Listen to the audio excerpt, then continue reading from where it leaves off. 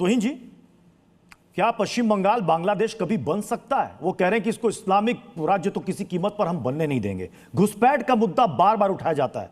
कितने घुसपैठिए पकड़े गए हैं बंगाल की सीमा से?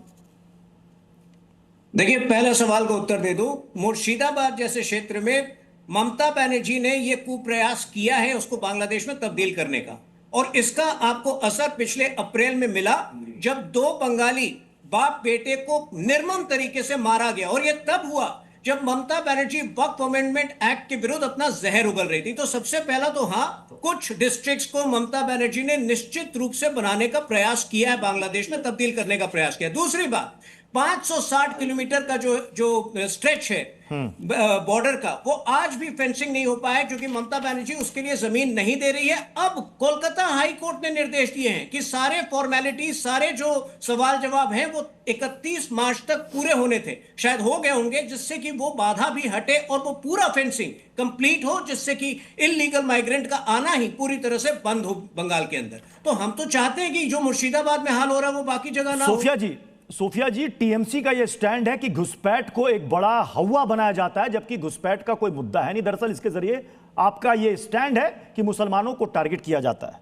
यह बताइए कि 2005 में यही ममता दीदी घुसपैठ के मुद्दे पर इतनी नाराज हो गई थी कि वो डिप्टी स्पीकर पर उन्होंने कागज तक फेंक दिया था, इस्तीफा तक दे दिया था। मतलब उस वक्त घुसपैठ का मुद्दा था दीदी के लिए। अब क्या हुआ? वो नाराजगी, वो गुस्सा कहां चला गया? देखिए, वर्तमान और भविष्य की बात करते हैं। अगर हम पिछला जाएंगे तो मोदी जी के अगर क्लिपिंग चलाइएगा, गैस सिलेंडर श्रीमती, नहीं, मैं गैस सिलेंडर पर अभी जा ही नहीं रहा हूं। मुद्दा बंगाल पर है, घुसपैठ का मुद्दा उठाया। सुन लीजिए, असम के मुद्दे, असम के घुसपैठ के मुद्दे खत्म हो गए क्या? वहां पर तो इनकी सरकार है, क्यों नहीं घुसपैठ का जो क्यों वहां पर घुसपैठ अभी भी खत्म नहीं हुआ? वहां के जो असम के जो प्रधान, असम के जो मुख्यमंत्री हैं, अब आप असम पर चले गए। मैं दिनेश वार्ष्णेय का रुख करूंगा। दिनेश वार्ष्णेय सर बहुत देर से इंतजार कर रहे हैं। दिनेश वार्ष्णेय सर, यह सवाल इसलिए उठा है क्योंकि 2005 में यही ममता दीदी ने कहा था कि घुसपैठ के मुद्दे पर चर्चा करने के लिए समय नहीं मिल रहा है, वहां पर घुसपैठियों के नाम वोटर लिस्ट में डाले जा रहे हैं। उस वक्त आप ही की लेफ्ट की सरकार वहां पर थी, अगर मैं गलत नहीं हूं। बुद्धदेव भट्टाचार्य जी की उस वक्त सरकार थी। यानी क्या उस वक्त लेफ्ट घुसपैठियों को वोटर बना रही थी?